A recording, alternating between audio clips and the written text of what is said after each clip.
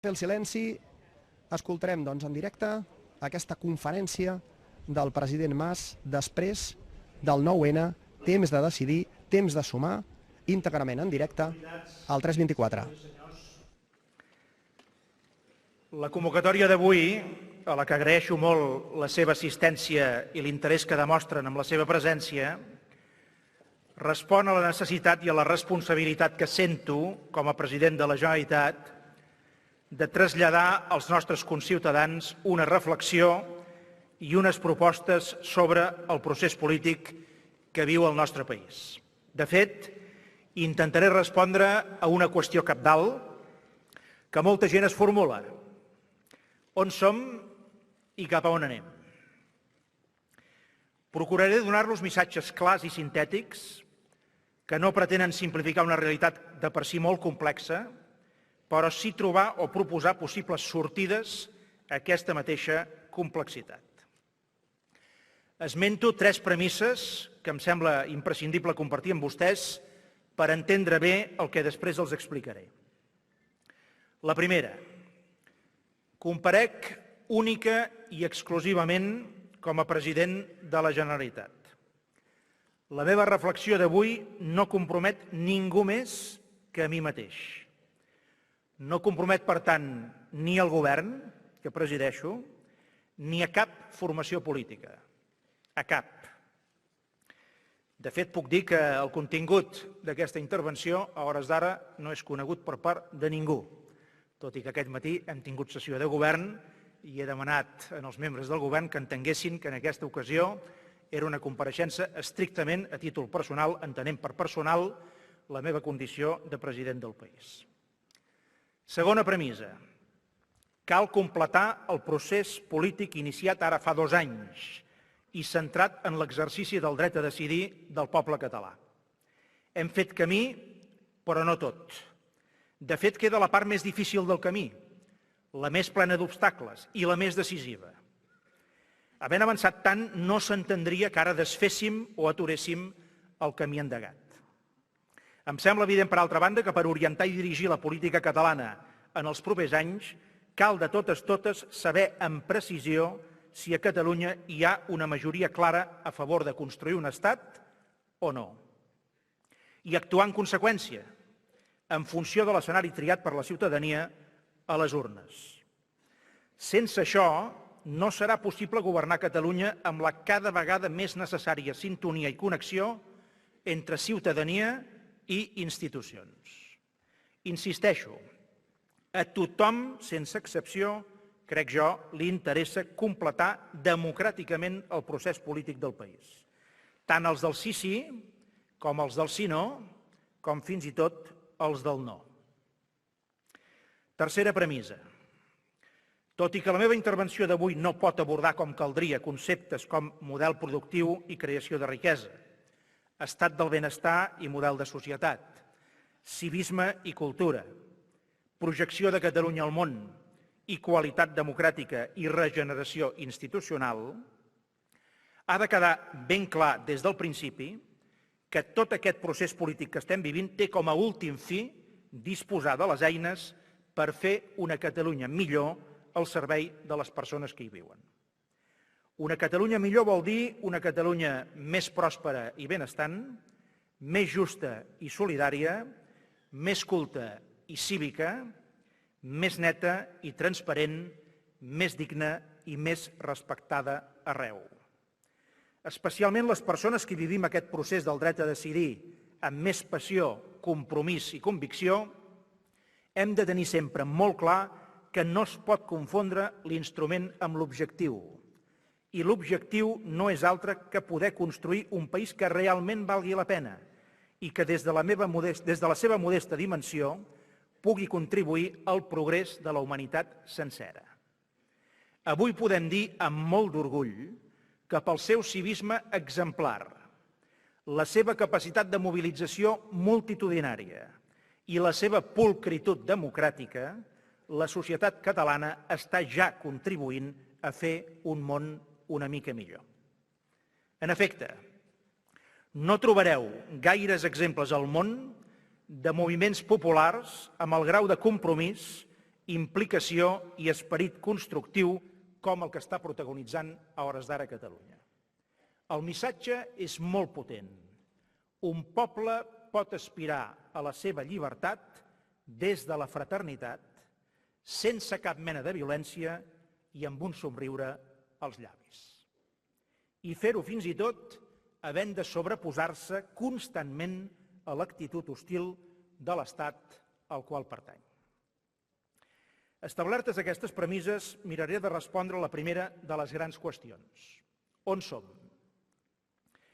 D'entrada els diré que la majoria de la societat catalana i l'estat espanyol es mouen amb freqüències d'ona diferents. Mentre a Catalunya reclama més i millor autogovern, més capacitat de decisió pròpia, a l'Estat s'executa un procés de recentralització política sense contemplacions. L'Estat no pot esborrar formalment l'autonomia, però la va deixant sense contingut i la va buidant. Aquesta autèntica involució afecta totes les autonomies, però a Catalunya es viu de manera diferent i es reacciona de manera també diferent. Val a dir que la voluntat d'autogovern de Catalunya no és fruit d'una rauxa passatgera, sinó que enfonsa les seves arrels en la profunditat de la seva història. Enguany, ho sabeu molt bé, commemorem 300 anys de la pèrdua de les institucions i les llibertats catalanes i 100 anys del primer intent de recuperar-les amb la creació de la Mancomunitat. És a dir, l'aspiració de governar-nos a nosaltres mateixos és una constant de la nostra història col·lectiva i val tant per la Catalunya de principis del segle XX amb 2 milions de persones i amb poca immigració, com per la Catalunya actual amb 7 milions i mig de persones que majoritàriament tenen un origen familiar de fora de Catalunya. Per tant, es pot afirmar amb rotunditat que l'anhel d'autogovern forma part consubstancial de la identitat catalana, de la nostra manera de pensar, de fer i de ser, d'abans i d'ara mateix. Tanmateix, aquesta nítida identificació catalana amb l'autogovern no explica del tot el perquè d'on som ara. De fet, a l'autogovern, el desig d'autogovern, cal afegir-hi l'aposta de pertinença a l'estat espanyol com a constant de la nostra història contemporània. Així va ser amb la Mancomunitat i la Lliga de Prat de la Riba i de Cambó fa 100 anys. Així va ser amb la República i l'Esquerra Republicana dels presidents Macià i Companys, ara fa 80 anys. Així va ser amb la recuperació de la Generalitat i el retorn del president Tarradellas, fa gairebé 40 anys. Així va ser en les 2 dècades de governs de Convergència i Unió i del president Pujol. Així va ser en els 2 tripartits, del president Maragall i del president Montilla. I així va ser en els 2 primers anys del govern que tinc l'honor de presidir. És en aquests darrers 2 anys, i per primer cop de manera consistent en més de 100 anys, que aquestes 2 constants històriques, autogovern català i pertinença a l'estat espanyol, poden no necessàriament coincidir. I dic no necessàriament perquè aquesta és una decisió que haurà de prendre el conjunt del poble de Catalunya. Què ha passat, doncs, que expliqui el que està succeint per primera vegada en tants anys? Hi veig una causa principal i 2 de complementàries. La principal és el comportament de l'Estat, ras i curt. A la majoria de catalanes i de catalans, l'Estat ens ha fallat i ens segueix fallant. Les causes complementàries són la democràcia i la globalització. La democràcia ens fa perdre la por d'altres temps perquè impedeix l'ús de la violència i ens dona una força que no havíem tingut mai durant tant de temps. Se'ns pot intimidar, pressionar i perjudicar, però només fins a cert punt. I la globalització enderroca o dilueix fronteres, també mentals, i ens fa entendre que no podem fer front a demandes i exigències del segle XXI amb la mentalitat i els clixés dels 2 segles passats. Tanmateix deia que la causa principal que explica el que estem vivint radica en el comportament de l'estat espanyol. Un estat, ho vull deixar molt clar, el que des de Catalunya i des del catalanisme i des de la recuperació de la democràcia hem ajudat en tot moment. No hi ha tema decisiu a l'estat espanyol des de la transició política en el que el catalanisme, amb els seus diferents accents, no hi hagi contribuït de forma positiva i alguns cops de manera decisiva. Un estat amb el que vàrem negociar i pactar un nou Estatut d'Autonomia, referendat pel poble de Catalunya l'estiu del 2006 i fulminat pel Tribunal Constitucional 4 anys després d'una penosa sensació de parcialitat, d'una duríssima campanya en contra, amb recollida de signatures inclosa del Partit Popular aleshores a l'oposició i d'una ostentosa inhibició en aquell moment del Partit Socialista aleshores en el govern. Un estat al que se li va oferir durant mesos de l'any 2012 un pacte fiscal com a sortida després de la fallida de la via estatutària i que no es va preocupar ni de seure a la taula per parlar-ne, tot i que estava reiteradament advertit de la creixent desafecció i desconnexió mental de bona part de la població catalana envers el mateix estat espanyol. Un estat que va menystenir les primeres grans mobilitzacions de bona part de la societat catalana a favor del dret a decidir i que les va seguir ignorant a mesura que agafaven més volum i més força. Un estat que enaltia la majoria silenciosa que no anava a les manifestacions, però que alhora menyspreava la majoria parlamentària a favor del dret a decidir. Una majoria, per cert, aquesta parlamentària, sorgida de les eleccions al Parlament de fa 2 anys, que vaig avançar precisament per escatir quina força hi havia a Catalunya per iniciar aquesta via que estem seguint. Sempre he posat les urnes abans de prendre grans decisions. Ho recordo ara amb la voluntat que s'entengui bé el que avui exposaré. Sempre he posat les urnes abans de prendre grans decisions. Un estat que es va mostrar ofès quan partits catalans molt diferents varen ser capaços de pactar contra pronòstic la data i la pregunta de la consulta, ara farà un any. Ofès per no haver-los avisat d'aquest acord, quan era el mateix estat el que no deixava ni una sola opció a pactar res que tingués a veure amb el dret a decidir, amb l'exercici del dret a decidir, molt abans fins i tot de saber la pregunta acordada. Un estat que a l'abril d'aquest any va donar un altre cop de porta als parlamentaris catalans, alguns d'ells ens acompanyen, que varen anar a defensar un referèndum acordat, fins i tot oferint en aquell moment la possibilitat de tornar a parlar de la data i de la pregunta. Un estat que va rebutjar just després una consulta tolerada i no vinculant, d'acord amb una llei, la de consultes, aprovada aquest estiu pel Parlament amb 107 vots a favor sobre 135.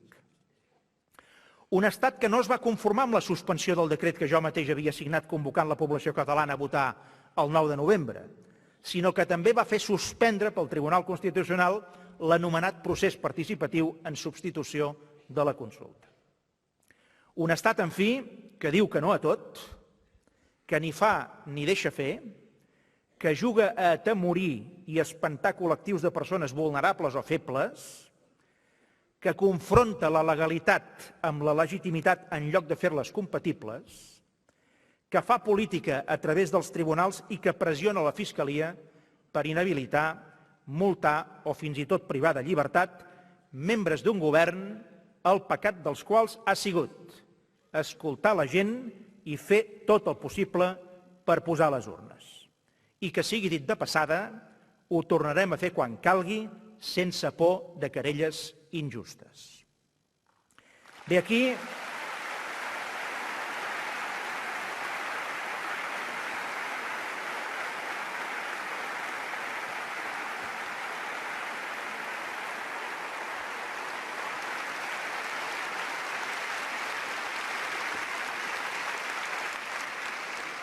és on som hores d'ara.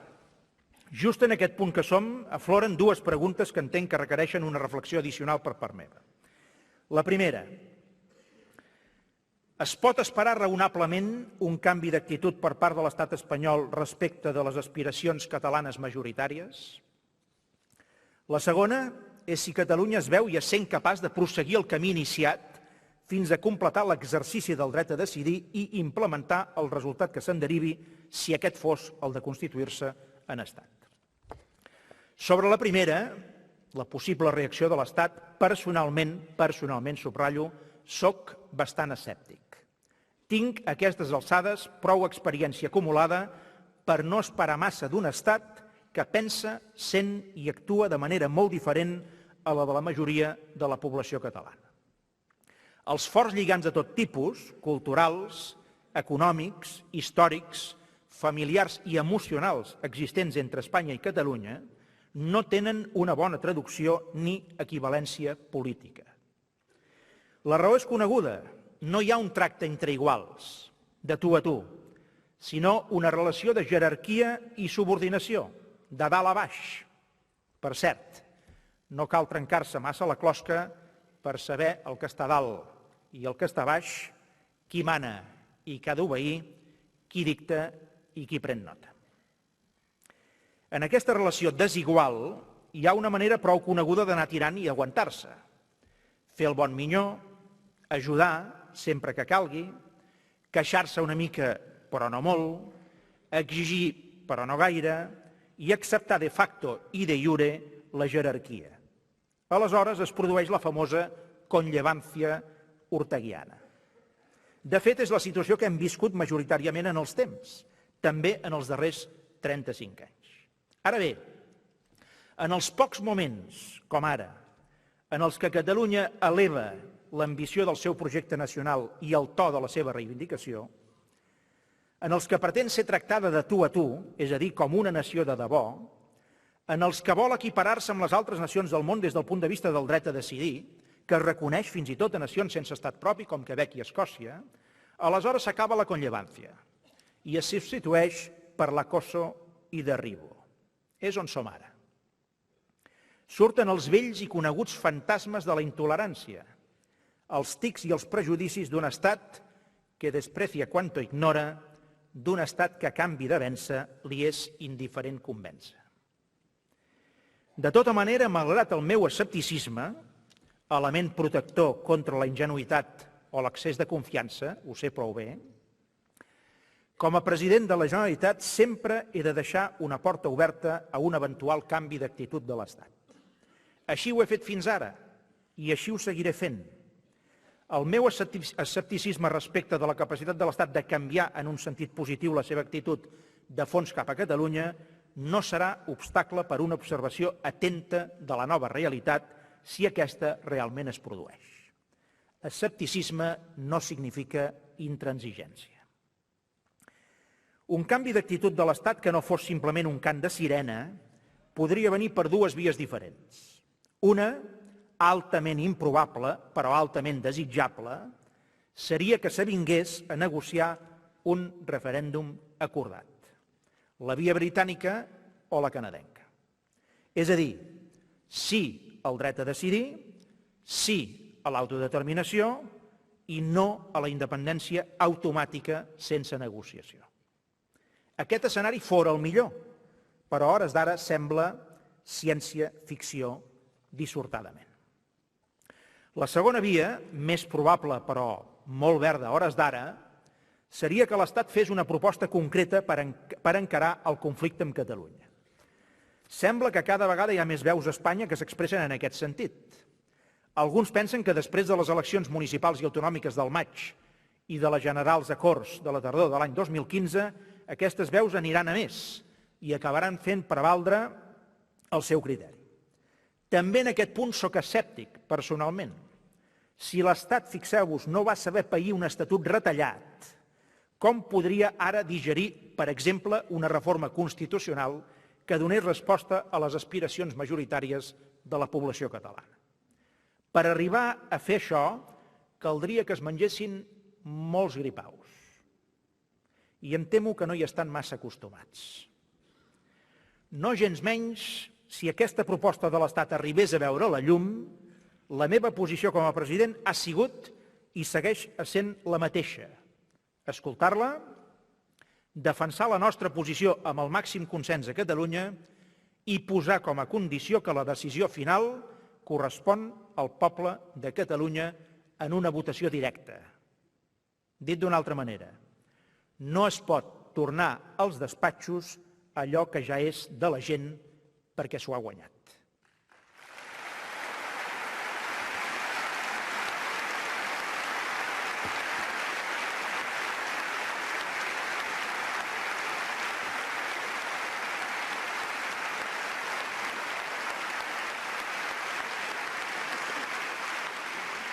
La segona pregunta a la que em referia fa una estona i que mereix uns comentaris és si Catalunya és capaç de completar el camí iniciat comptant amb els seus propis mitjans. En aquest cas, la meva resposta és que sí. Aquí no hi ha escepticisme. El 9 de novembre el país ho va demostrar. Va ser una culminació esplèndida i esplendorosa de les immenses mobilitzacions socials precedents. El gir també va representar una altra fita, la majoria d'edat de Catalunya com una nació que no només es reconeix a si mateixa, sinó que exerceix per ella mateixa. És conegut que la majoria d'edat no comporta automàticament l'emancipació, però sempre significa un canvi d'estatus. El 9 de novembre Catalunya va canviar d'estatus, perquè va trencar l'statu quo, el va superar per elevació.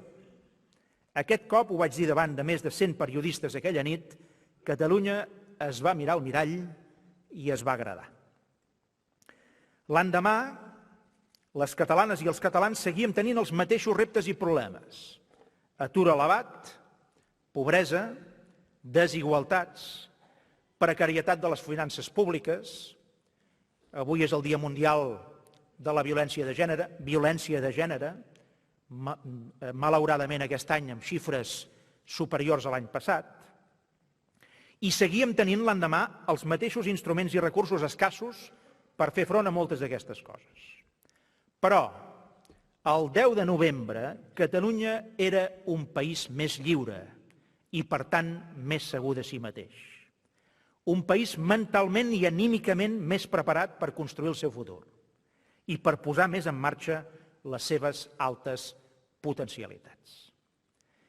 Ara bé, del camí que ens va portar fins al 9 de novembre n'hem de treure també algunes lliçons, identificar millor les nostres debilitats, que les tenim, i aprendre millor dels nostres errors, quan els cometem. Permeteu-me una breu reflexió en aquest sentit. A Catalunya s'ha demostrat que hi ha una fórmula guanyadora. La fórmula diu així: societat civil organitzada i mobilitzada, més institucions públiques compromeses, més civisme, més objectius clars i compartits, igual a èxit de país. Apliquem aquesta fórmula el 9 de novembre. Voluntaris i entitats, més Generalitat i administracions locals, més civisme exemplar, més posar les urnes, èxit de país. Explicat així pot semblar fins i tot senzill, com bufar i fer ampolles. Però la complexitat de fer-ho així és enorme, entre d'altres raons perquè no estem parlant d'una ciència exacta, sinó de quelcom que pot esdevenir un còctel explosiu, la barreja de la condició humana i la política. Vaja, dinamita pura. Fixeu-vos que dels ingredients de la fórmula no en pot fallar cap. Si en falla un, l'èxit ja no és el mateix. Cal que la fórmula funcioni completa, si Catalunya vol prosseguir i completar el camí endegat. Aleshores, quan això succeeix, l'efecte que es provoca no és només de suma, sinó d'autèntica multiplicació, és a dir, el 9 de novembre. Us parlava abans d'identificar debilitats i errors com a teràpia i vacuna pels temps a venir. Debilitats i errors nostres.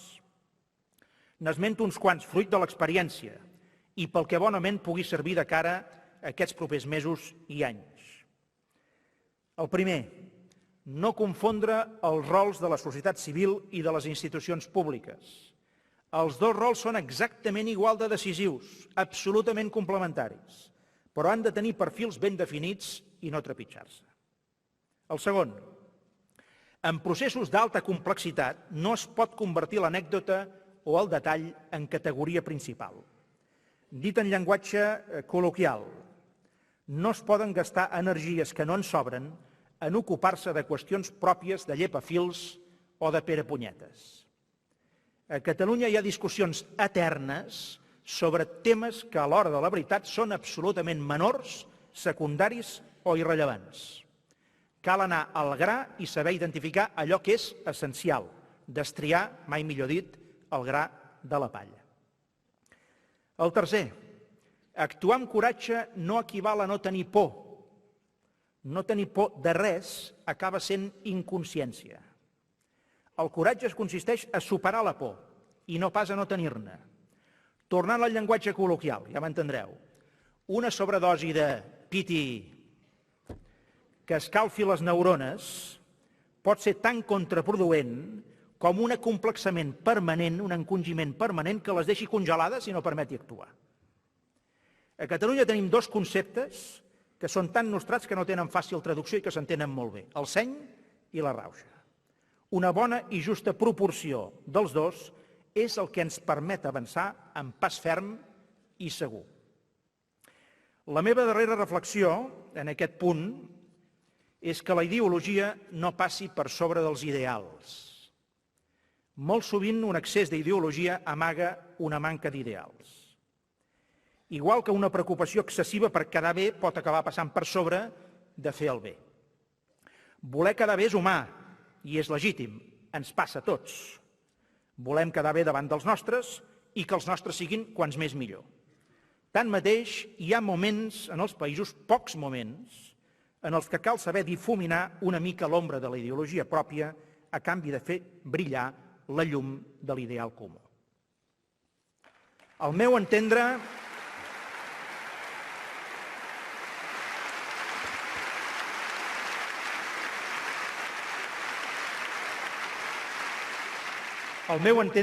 a Catalunya ara som en un d'aquests moments que es donen molt de tant en tant i que cal saber aprofitar. Hi ha moments en què no treballes prioritàriament per una ideologia, ni tan sols per una sola generació, sinó per a moltes alhora. La política està molt entrenada a treballar pel teu espai concret i pel teu temps, el temps present, pel teu partit i per ara. Hi ha moments, però, que l'espai passa a ser el de tots, o el de molts, i el temps no és només ara, sinó el d'abans i el després. És a dir, que el temps present és la ròtula que enllaça tot el que moltes persones han fet en el passat amb el que moltes persones podran fer en el futur. Són aquells moments, doncs, en els que cal actuar amb generositat, amb molta generositat, si cal. Fins aquí l'anàlisi d'on som. L'altra gran pregunta que fa molta gent és, encara més que la primera, cap a on anem? Abans d'endinsar-me en aquest terreny, desconegut, però una mica menys que fa 2 anys, em permeto insistir en la primera premissa de la meva intervenció. El que avui els dic, inclòs el full de ruta i les propostes que exposaré, només em comprometen a mi. A mi s'entén com a president del país. S'han d'entendre, per tant, aquestes reflexions i propostes com una invitació a una reflexió serena, positiva, amb voluntat de prendre les millors decisions i de sumar tant com sigui possible. Per saber cap a on anem, recuperaré el que vaig deixar escrit en el debat de política general celebrat en el nostre Parlament al setembre del 2013, fa més d'1 any. Deia aleshores: volem celebrar la consulta de manera acordada amb l'Estat, o com a mínim en un marc de tolerància i, per tant, en absència de conflicte jurídic. I afegia: si malgrat la nostra inequívoca voluntat de diàleg i d'acord, cap negociació amb l'Estat és possible, estic disposat a utilitzar com a president tots els instruments democràtics i legals al meu abast a fi de facilitar que el poble de Catalunya pugui decidir lliurement el seu futur com a país, inclosa, deia aleshores, la convocatòria d'eleccions. No és l'escenari que desitjo, deia aleshores, ni és el millor. Tanmateix, afegia, fa 1 any i pico, estic disposat a arribar fins a aquest punt com a últim recurs si es pretén silenciar la veu i impedir el vot de les catalanes i dels catalans. Setembre del 2013. Som exactament en aquest punt. L'Estat pretén silenciar la veu i impedir el vot de les catalanes i dels catalans per decidir el futur polític del país. I no només això, sinó que l'Estat pretén inhabilitar, multar i, si pot, empresonar aquelles i aquells que volem escoltar la veu i facilitar el vot dels nostres conciutadans. Ha arribat l'hora, per tant, d'utilitzar l'únic instrument que ens queda per poder fer la consulta que se'ns nega. No tinc... Espereu-vos que estem a l'apartat de propostes i de reflexions, però també de propostes, i pot ser que alguna no us agradi tant. Inclòs el govern, potser. Ha arribat l'hora, deia, d'utilitzar l'únic instrument que ens queda per poder fer la consulta que se'ns nega. No tinc cap inconvenient a dir que no és el millor dels instruments. No ho és, però no n'hi ha d'altre. Quan persegueixes un gran objectiu, i el dret a decidir d'un poble ho és, has d'estar disposat a fer ús de tots els estris disponibles. D'aquests, gairebé tots depenen de la voluntat de l'Estat. Referèndum, consulta no referendària, consulta tolerada. En canvi, les eleccions només depenen de nosaltres i són legals per definició i no es poden suspendre o invalidar. Vaja, a menys que algú no es vegui definitivament l'enteniment. Assumida, doncs, la decisió de fer ús de les eleccions com l'únic i l'últim mecanisme disponible per conèixer l'opinió de la ciutadania en relació a si Catalunya ha de constituir-se en estat o no, la pregunta és quin tipus d'eleccions. Es parla de terminologies que sovint s'escapen de l'abast de la majoria de la població. Se'n diu plebiscitàries, constituents, referendàries, etc. Totes aquestes definicions tenen una base política, però no responen a cap categoria jurídica. I no cal dir que quan parlem d'eleccions, quan jo us parlo d'eleccions, i sobretot de consulta sobre el futur polític de Catalunya en forma d'eleccions, no té sentit apartar-se del marc legal existent. Sempre m'heu sentit dir que en allò que depengués de mi hi hauria consulta i seria legal. M'expressava amb aquesta claretat perquè sempre vaig tenir al cap que, si no hi havia altre remei, les eleccions es convertirien algun dia en la consulta. Per tant, de quin tipus d'eleccions parlem? Per respondre a aquesta pregunta és important retenir 3 conceptes. El primer, per part de qui les convoca, jo mateix, serien eleccions al Parlament de Catalunya ajustades a la legislació actualment vigent. S'acaba, doncs, la discussió sobre si el que es fa és legal o no. La suposada manca de legalitat és el gran argument de l'Estat espanyol per haver intentat impedir la consulta a Catalunya. Doncs bé, quan es convoquen eleccions segons l'ordenament legal estatal, ja no hi ha il·legalitat possible. Segon, són els partits polítics i la societat civil organitzada els que converteixen les eleccions normals convocades pel president de la Generalitat en la consulta que no ens han deixat fer d'una altra manera. Després explicaré com es fa això segons la meva opinió. I tercer, només avançaré les eleccions si es compleix la condició anterior, és a dir, si són per fer la consulta. Si es volen eleccions per canviar el govern o per modificar la representació de cadascun al Parlament, no hi haurà avançament. En aquest cas,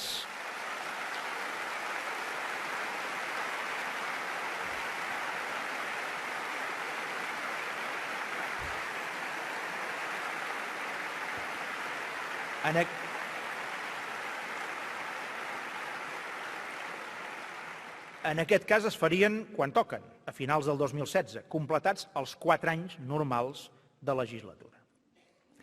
Aclarit el concepte consulta en forma d'eleccions i el procediment a seguir, intentaré respondre una altra qüestió principal. Què és el més decisiu d'unes eleccions o d'una consulta? A parer meu, el resultat. Per què? Perquè és el que reflecteix què tria la població. aquells que van a votar. El resultat i cap altra cosa és el que determina si hi ha una majoria a favor d'una determinada qüestió i quina dimensió, grandària o amplitud té aquesta majoria. Permeteu-me, doncs, que introdueixi una reflexió addicional que no em sembla gens menor. El resultat, que és el més important, ha de ser nítid, clar i molt entenedor. No pot donar lloc a discussions sobre què s'ha votat. No es poden donar excuses per confondre la interpretació del resultat, ni a casa ni enlloc del món. Per anar bé, tothom ha de saber què ha votat el poble de Catalunya i aquest fet cabdal aconsella fer les coses, a criteri meu, d'una determinada manera. A Catalunya hem de tenir molt clar que els centres de poder existents i, per tant, els estats constituïts no esperen amb els braços oberts la configuració d'un estat de Catalunya. Per ells, per aquests poders constituïts, aquest escenari representa un problema en la mesura que significa una confrontació directa amb l'estat espanyol, un poder, per cert, constituït en el món des de fa alguns segles. Amb aquesta afirmació no pretenc generalitzar, ja que seria injust i massa simplista. He constatat personalment al llarg d'aquests darrers 2 anys que hi ha països que entenen molt bé i respecten el nostre dret a decidir com a nació. I sobretot he comprovat que gairebé ningú entén l'immobilisme petri del govern espanyol davant d'un gran repte democràtic i d'estat com planteja Catalunya. Si explico tot això és per fer entendre un concepte que serà determinant. No podem donar des de Catalunya ni la més mínima excusa perquè el resultat de les eleccions o de la consulta en forma d'eleccions sigui mal interpretat i, per tant, discutit i finalment no acceptat com a vàlid. Si Catalunya, a través d'una majoria suficient de la seva població, vol formar part del club que conformen els estats, ha de seguir les normes d'admissió. I la primera norma, que no ens podem saltar, és poder comprovar de manera nítida i clara que hi ha la majoria social a les urnes i que s'han seguit els procediments legals per aconseguir-ho. Tot això és possible, però només sota determinades condicions o blocs de qüestions que exposaré a continuació. La primera condició, o el primer bloc de qüestions, és que hi ha d'haver una pregunta o un programa clar, que tampoc doni lloc a discussions sobre què es vota. No podrem tenir un resultat clar, com necessitem, si la pregunta no és clara. Per determinar què vol dir una pregunta o un programa clars, hem d'anar a l'arrel del problema, que no és altre que saber si es vol que Catalunya esdevingui un estat independent o no. Per tant, es tracta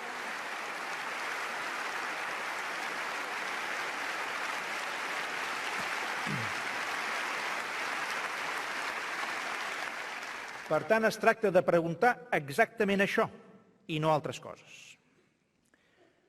La dificultat amb la que toparem per fer aquest plantejament és que no tots els partits catalans voldran acceptar que les eleccions al Parlament girin entorn d'aquesta qüestió. Alguns voldran parlar de moltes altres coses i així ho reflectiran en els seus programes electorals. Estaran en el seu dret de fer-ho així. Però si tots els partits fem el mateix, aleshores les eleccions no tindran un resultat clar, que és el que convé per resoldre la qüestió de fons. Si tots parlem en els nostres programes de totes les matèries d'unes eleccions tradicionals, com podrem dir aleshores que el que s'ha resolt a través d'aquestes eleccions és si Catalunya vol ser un estat o no? Recordem que si ara pot tenir sentit avançar les eleccions és només, ho he dit abans, per fer la consulta i no per altres raons. Per la resta de temes, per cert molt importants, les eleccions toquen d'aquí 2 anys i no pas ara. La conclusió d'aquest primer bloc és diàfana. Com que és legítim que algunes formacions polítiques es presentin a les eleccions al Parlament en programes sobre totes les matèries del país, hem de garantir que algunes altres formacions es presentin només amb un programa que, si obté la majoria, signifiqui l'aval de la població catalana per convertir Catalunya en un estat. Això també és legítim, i molt més tenint en compte que se'ns ha impedit fer-ho d'una altra manera. Com que Espanya no es comporta com el Regne Unit o el Canadà, nosaltres solament ho podem fer d'aquesta manera, que no és la millor, però és l'única possible.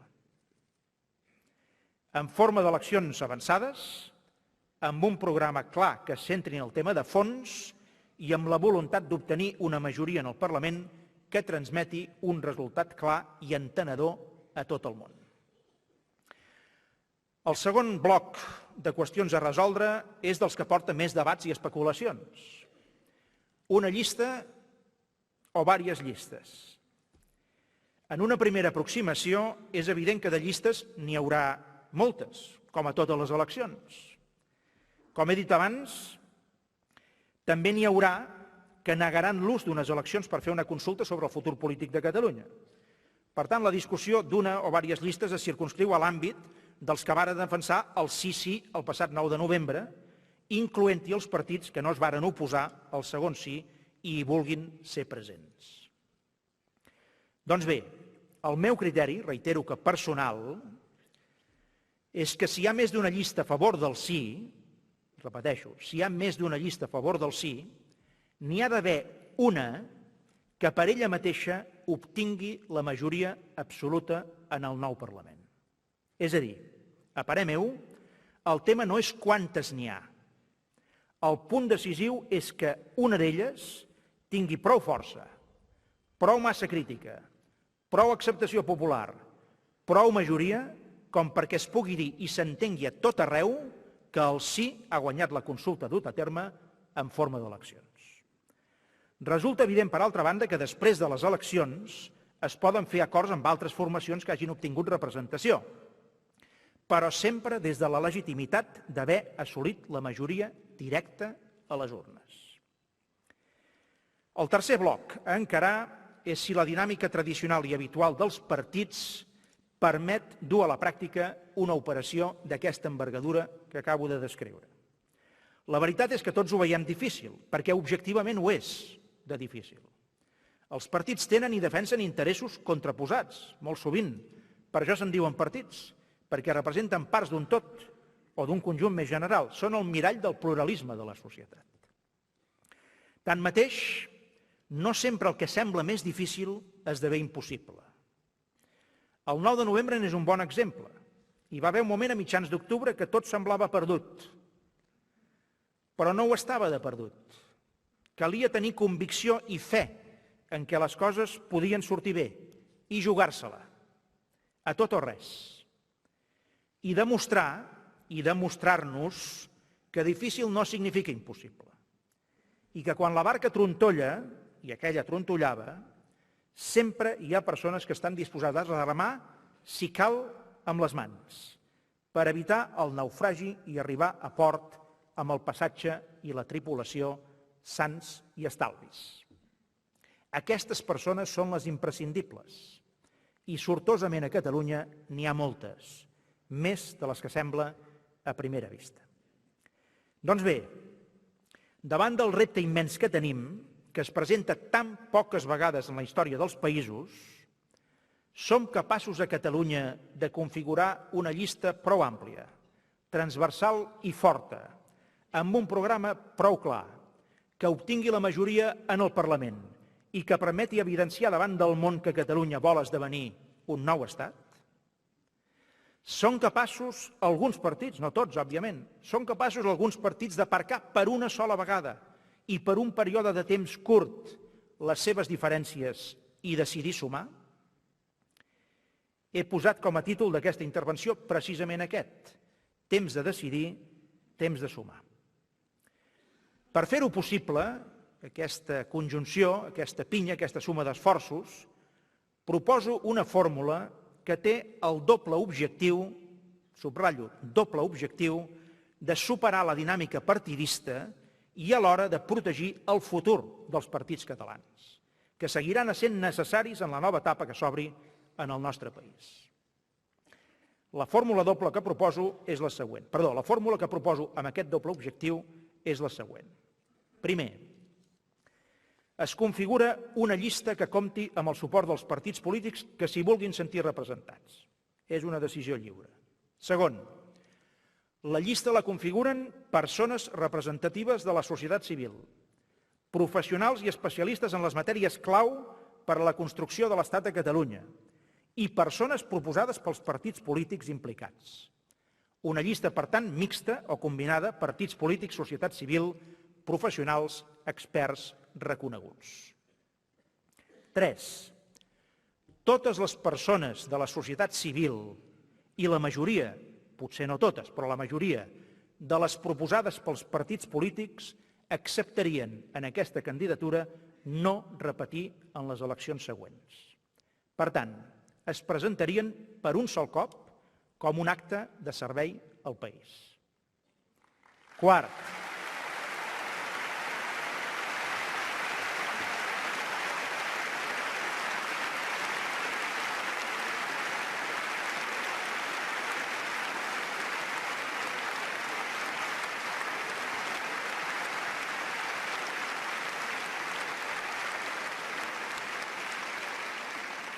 Quart, el mandat parlamentari seria curt, màxim un any i mig, des de la constitució del nou Parlament i l'elecció del president de la Generalitat. 5è, a les eleccions següents, les que vinguessin després al cap d'un any i mig, els partits que haguessin donat suport a aquesta llista podrien, òbviament, tornar-se a presentar per separat.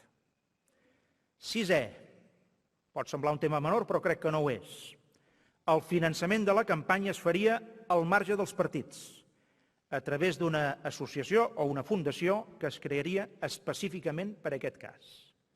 I 7è, les subvencions públiques que obtingués aquesta llista com a conseqüència dels resultats assolits es distribuirien exclusivament entre els partits polítics implicats a fi d'assegurar la seva viabilitat financera pel futur immediat.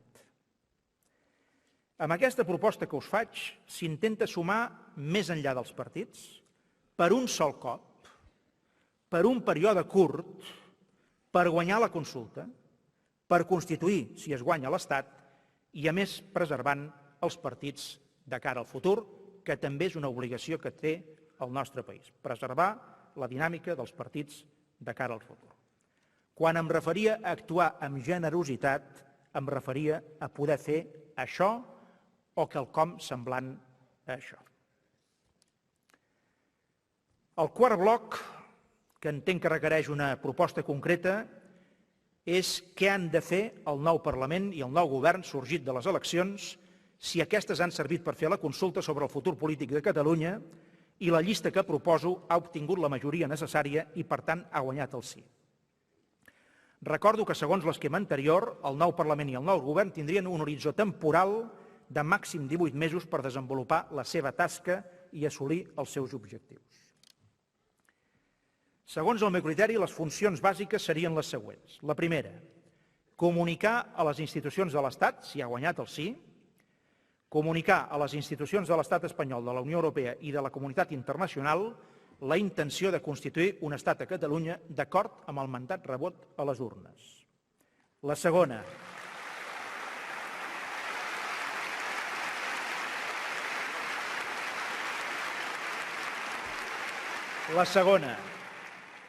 proposar l'obertura de negociacions formals, si cal amb el concurs de la mediació externa, per acordar les condicions de la constitució del nou Estat amb el propòsit que siguin justes, respectuoses i profitoses per a totes les parts implicades. La tercera, acabar de preparar les estructures d'Estat per assegurar una transició eficaç fins a la constitució del nou Estat, així com el paquet legislatiu necessari, aprofitant els informes elaborats pel Consell Assessor per a la Transició Nacional i recollits en el llibre blanc presentat a finals de setembre. La quarta, endegar un procés de participació durant aquells 18 mesos i mig, endegar un procés de participació de la ciutadania catalana, del seu teixit associatiu i del món local per preparar les bases d'una futura Constitució catalana, per ser aprovada en el següent mandat legislatiu segons el criteri que establissin aleshores els partits polítics representats en aquell moment en el Parlament. El Pacte Nacional pel Dret a Decidir pot ser, en aquest sentit, una bona base de referència. La cinquena, assegurar la majoria parlamentària al govern per poder garantir la normal governació del país i el bon funcionament de l'administració de la Generalitat, així com la prestació dels serveis públics al llarg de la durada del mandat. I la sisena, funcions del nou Parlament i del nou govern, a criteri meu. A l'acabar el mandat de màxim un any i mig, el Parlament i el govern promourien les noves eleccions catalanes, aleshores sí constituents, i coincidint amb les noves eleccions per determinar el vot a cada formació política, convocarien un referèndum a fi que les ciutadanes i els ciutadans de Catalunya decidissin la proclamació definitiva del nou Estat en ple coneixement de causa de com naixeria l'Estat català en el context europeu i mundial. A través d'aquest acte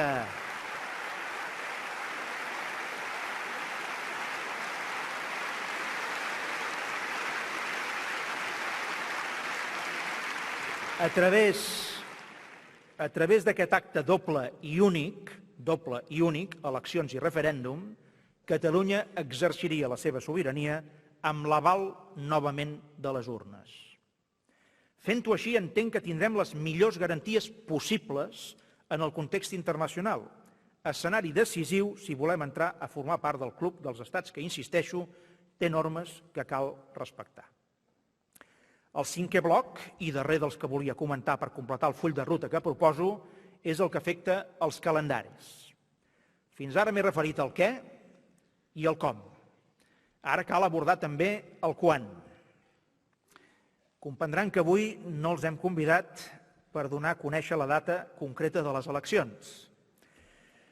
Ara que no em sent, i si em guarden el secret, els confessaré que ni el que ho ha de decidir ho sap a hores d'ara.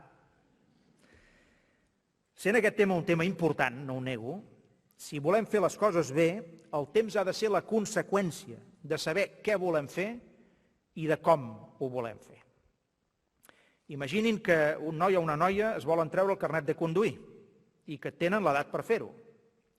Si posen data de l'examen però hi arriben sense estar preparats ni per a la teòrica ni per a la pràctica, es queden sense carnet i per tant sense conduir. I a l'inrevés, si s'han apuntat per a l'examen i pagat les taxes i s'adormen i no es preparen, han de tornar-se a apuntar i han de tornar a pagar. A Catalunya passa més o menys el mateix. No ens podem dormir, però cal arribar a l'examen ben preparats. A efectes pràctics, què vol dir ben preparats? Els dono també la meva visió sobre aquest punt, la meva visió personal. Haver resolt abans el què i el com. És a dir, saber que si convoquem eleccions és per fer la consulta sobre el futur polític de Catalunya i no una altra cosa. I saber com la farem, com actuarem després de feta i què hi anem a defensar. En definitiva, com es resolen les qüestions que he plantejat i per les quals he procurat donar pistes i propostes sobre totes elles. I què vol dir estar ben preparats? Segon, haver completat la feina per garantir al màxim la victòria del sí. Una consulta es convoca per intentar-la guanyar. Després es guanya o es perd. Així és el joc democràtic. Però l'intent s'ha de fer per guanyar. En aquest sentit, el 9 de novembre dona informació i pistes, tenint en compte que si es convoquessin eleccions per fer la consulta, la participació seria gairebé segur la més alta que hem tingut mai. Per altra banda, la principal orientació sobre el timing l'he donada fa una estona, just quan he esmentat que tot el procés hauria d'estar conclòs a finals del 2016, a punt per prendre totes les decisions definitives amb totes les seves conseqüències. Queda, doncs, poc temps per una feinada immensa. Fetes totes aquestes reflexions sobre el quan, n'hi afegeixo una última, que no és menor. El quan, que aquest sí que depèn de mi, com a president, el quan no serà problema si tota la resta es resol en la bona direcció. Crec haver donat proves que quan cal no em fa ni mandra ni recança utilitzar la facultat que em correspon com a president de convocar unes eleccions. Per totes les persones, que també són moltes, atenció, que pensen que aquest ritme electoral és excessiu, els diré que en condicions normals tindrien raó. A mi també m'agradaria fer eleccions cada 4 anys, ho confesso. M'agradaria tenir més tranquil·litat i poder actuar amb calendaris més pausats, en condicions normals. El problema, però, és que el país no viu en condicions normals. No és normal que en un país surtin cada any 1,5 milió de persones pel cap baix a manifestar-se. No és normal que en un país un procés participatiu fet en condicions precàries aplegui 2.350.000 persones a les urnes. No és normal que un país que ha votat un estatut en referèndum vegi com un àrbitre parcial el retalla injustament. No és normal que en un país la seva població no pugui expressar la seva opinió sobre el futur polític del propi país sense que l'Estat hi posi traves de tota mena. No és normal que en un país la consellera d'Ensenyament, la vicepresidenta i el president que us parla hagin de passar per la via del Codi Penal per haver complert un compromís electoral i un mandat parlamentari i haver posat les urnes a fi que la població pogués expressar lliurement, democràticament i cívicament la seva opinió. No és normal.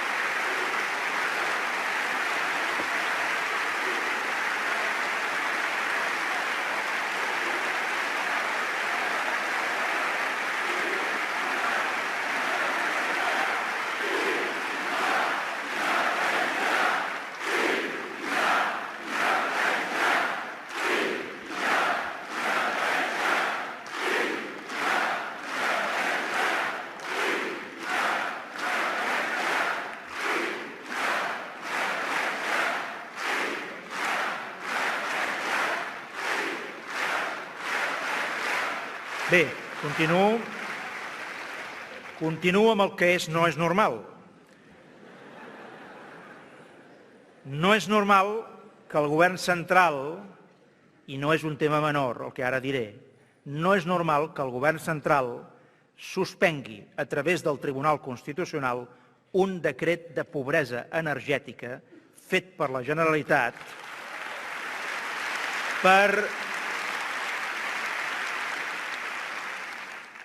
per protegir les persones més febles de la nostra societat, aprofitant les minses competències que tenim en aquest sentit. No és normal que un país no pugui aprovar, sense l'oposició de l'Estat, una regulació interna d'horaris comercials que pretén defensar un model de comerç i de ciutats de major èxit que els altres. No és normal que un país hagi d'estar defensant-se contínuament en els tribunals per defensar la llengua pròpia del país en el seu sistema educatiu. No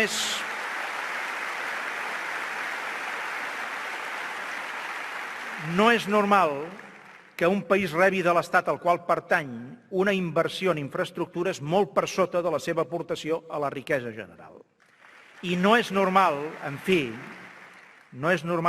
que un país tingui un dèficit fiscal sistemàtic i permanent d'elevades proporcions que castiga el benestar i el progrés de la seva gent. No és normal. No estem en condicions normals. I per això hem de prendre decisions diferents i tenir actituds diferents. Creieu-me, amb les decisions i actituds tradicionals no podrem fer front a situacions i reptes excepcionals, com els que tenim al davant.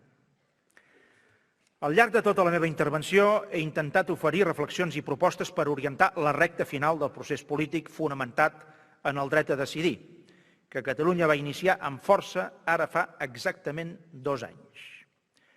Per definició, la recta final de qualsevol procés o actuació acostuma a ser la fase més decisiva. Ets més a prop de la meta. Acumules el cansament de molta distància recorreguda. Has hagut de salvar molts obstacles i algunes travetes. Has hagut de sobreposar-te als moments de defalliment. Alhora, saps que tens més a l'abast creuar la línia d'arribada i que l'esforç ha valgut la pena. També saps, o has de saber, que els errors que es cometen en aquesta recta final es paguen doble o triple. És el moment en el que hi ha més empentes, més nervis i més coses en joc. És l'hora en què les forces no poden fallar. De fet, és l'hora en què res essencial hauria de fallar.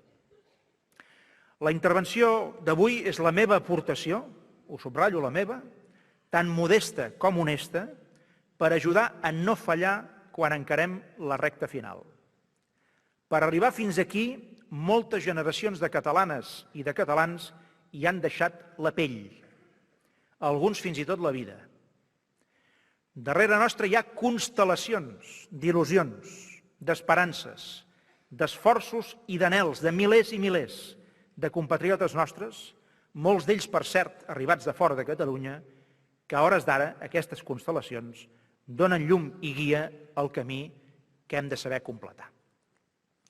Tanmateix, el que dona realment sentit a tot plegat és el llegat que lliurarem als que venen després de nosaltres.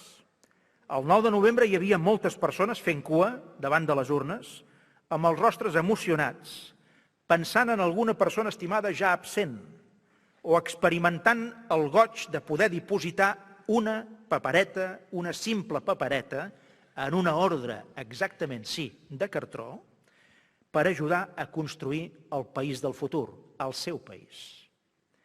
Justament aquest concepte i aquest repte del país del futur són els que donen sentit, ple sentit, al que estem fent.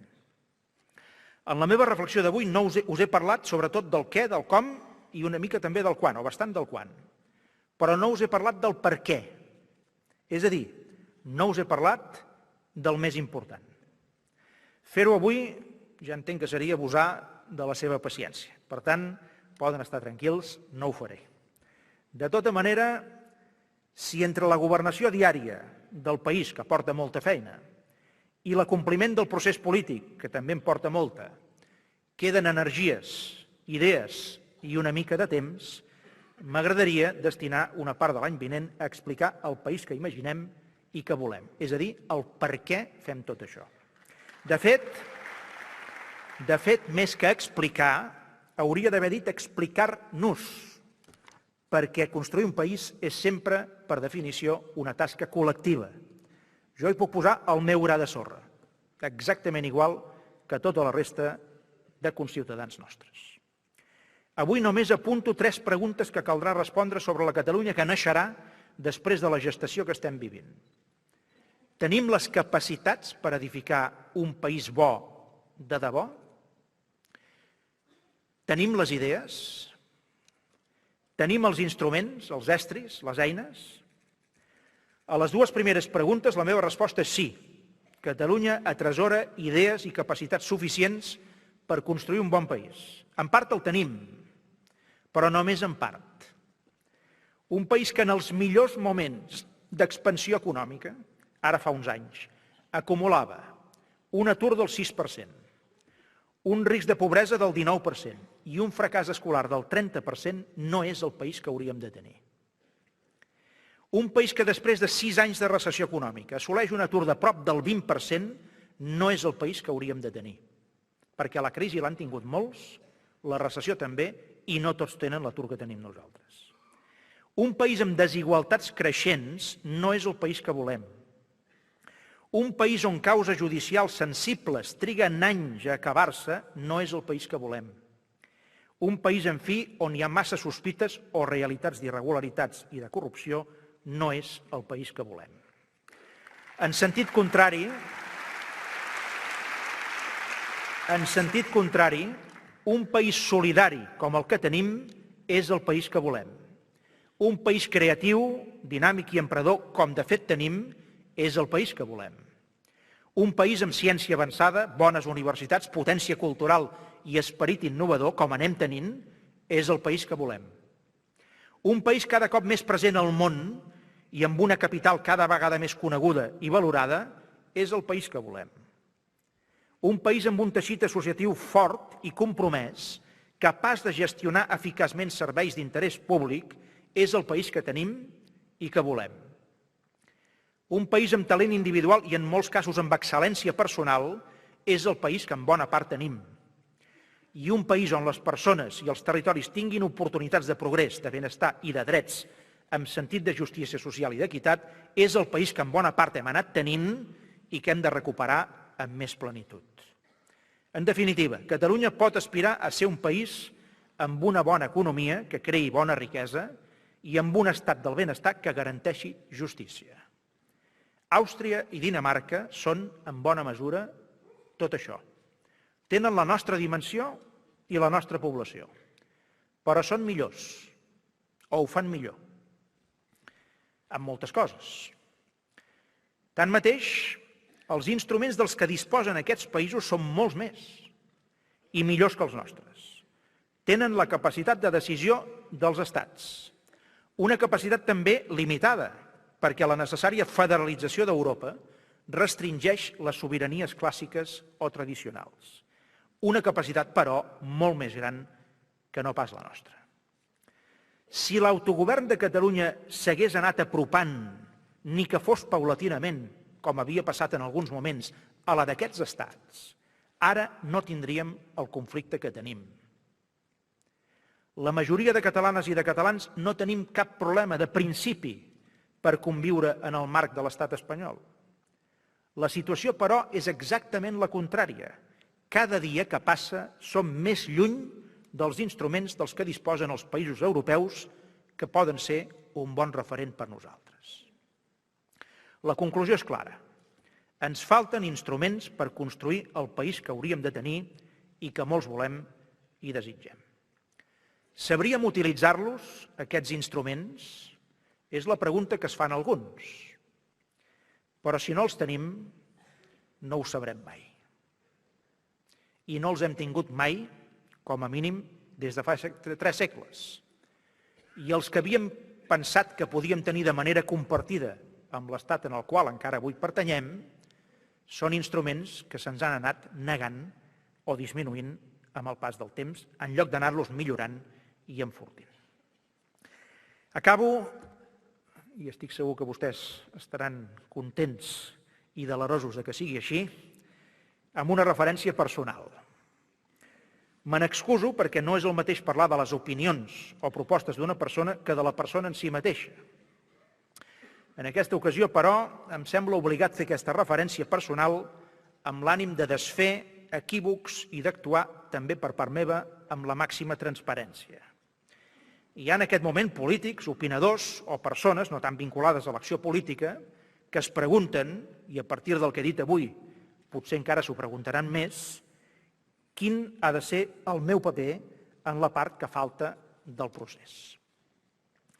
Alguns, més murris, desconfiats o interessats, mai se sap, no es pregunten res i simplement afirmen que el que realment pretenc a través de tot això és salvar-me jo davant dels sotracs o fins i tot dels tsunamis polítics que es dibuixen a l'horitzó. El cert és que quan sento comentaris així se m'escapa un petit somriure que procuro que no se'm noti massa. Perquè penso, salvar-me de què? Dels insults, les calúmnies, dels atacs cap a mi o fins i tot cap a persones, l'únic pecat de les quals és ser amics o familiars, encara que estiguin al marge de la política? Salvar-me de què més? De les dificultats de governar el dia a dia, al costat dels meus companys i companyes de govern, el dia a dia del país, d'haver de prendre decisions moltes vegades a contracor, de les tensions de no poder pagar a final de mes com ens agradaria poder fer si la Generalitat tingués una hisenda pròpia, de les querelles per desobediència, prevaricació, malversació, ja m'he descomptat i tinc apuntat i tot, i usurpació de funcions. a fe de Déu que tothom es voldria salvar de tot això. I, en canvi, intuïm que algunes d'aquestes gentileses, aquestes carícies, aniran a més. Bé, deixant de banda la meva salvació, per la qual es preocupen ànimes sempre tan caritatives, sí que, en canvi, he de respondre una qüestió cabdal, i aquesta de manera molt seriosa i molt solemne. Com he de correspondre personalment a la generositat que demano institucionalment als altres?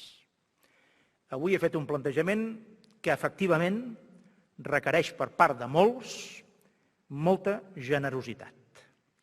I qui demana generositat dels altres ha d'estar disposat a practicar-la en primer lloc. Això que us deia, si demano als partits que per un sol cop i per un temps curt facin un pas a un costat i a la societat civil que faci un pas endavant però renunciant a fer carrera política personal, com he de correspondre jo a aquesta demanda de generositat? Confio que amb 2 missatges curts que incorporen alhora compromisos personals s'esvairà qualsevol dubte. El primer missatge i compromís és el següent. Si em correspon encapçalar la candidatura i es guanya per majoria absoluta i per tant ha guanyat el sí i per tant ha guanyat la consulta, jo no em tornaria a presentar com a candidat a la presidència de la Generalitat en les eleccions següents, al cap d'un any i mig, com fa 2 anys vaig dir, vaig fer explícit aquest compromís i avui el reitero novament. I segon missatge i compromís. Aquest potser sorprendrà, però el dic d'acord. Puc encapçalar la llista i estic a disposició, però també la puc tancar. És a dir, puc ser el primer o puc ser l'últim. Ja veuen...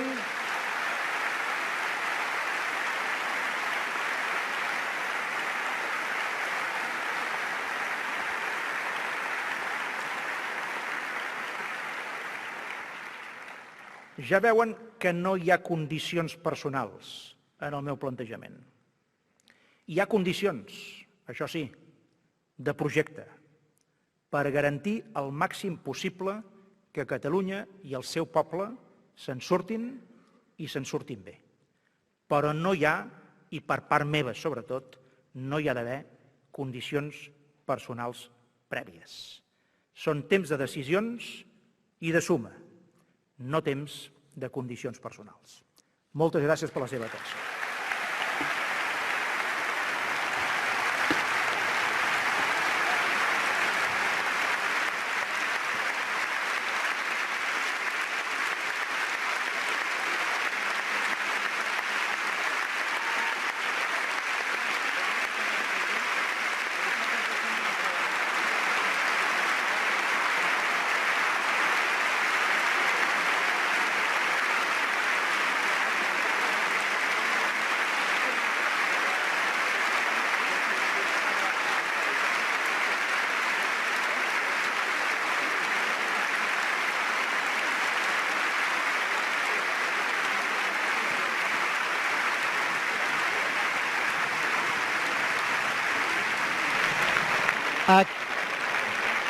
Aquestes 3.000 persones que omplen encara l'auditori del Fòrum dempeus, aplaudint aquest discurs de més d'una hora, gairebé hora i quart, que ha pronunciat el president de la Generalitat, Artur Mas, que ha tornat ja cap a la platea, s'està abraçant i saludant ara amb els membres del govern, la vicepresidenta Joana Ortega, alguns crits d'independència entre els assistents que continuen aplaudint el president de la Generalitat després d'aquesta conferència que ha pronunciat aquí a l'auditori del Fòrum i que el 324 els ha ofert en directe. La gent no es mou de les seves localitats, d'aquestes 3.000 butaques, i crida unànimement això, independència.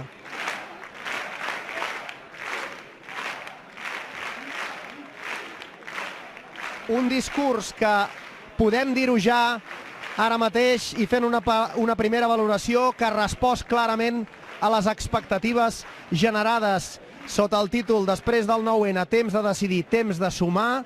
El president de la Generalitat, que està al costat de la seva esposa, Elena Rakosnik, ha revelat amb força detalls el seu full de ruta per als pròxims mesos, sense anunciar, això sí, com ja preveiem a l'inici, una data per les eleccions, però fixant moltes d'aquestes etapes en el camí que ell proposa com a president, no com a govern, no com a partit, no com a Convergència Democràtica ni com a Convergència i Unió, de cara a aquests pròxims mesos. Titulars que ens deixa aquest discurs. És molt difícil concretar-ho en poques paraules, però anem a pams. Segurament el titular destacat i la incògnita que ha revelat és que les eleccions ell considera que són aquest últim mecanisme, aquestes eleccions plebiscitàries, i que ha arribat l'hora d'utilitzar aquest mecanisme, d'utilitzar el mecanisme de les eleccions per poder fer aquesta consulta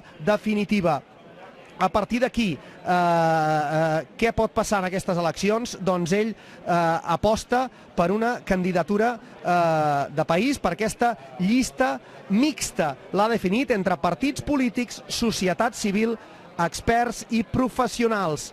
Amb una condició: acceptarien les persones que es presentin en aquesta llista no repetien les eleccions següents. Això vol dir un temps màxim d'un any i mig, 18 mesos. A partir d'aquí, un cop transcorregut aquest temps, acabat aquest mandat, aquest govern convocaria unes noves eleccions, aleshores sí constituents, i es convocaria un referèndum. Per tant, acota aquest temps màxim d'un any i mig, de 18 mesos, per poder fer unes eleccions següents que ja serien constituents. A partir d'aquí, calendaris, doncs insistim, no vol donar una data concreta, però dona aquesta pista, és a dir, que a finals del 2016 tot el procés hauria d'estar acabat.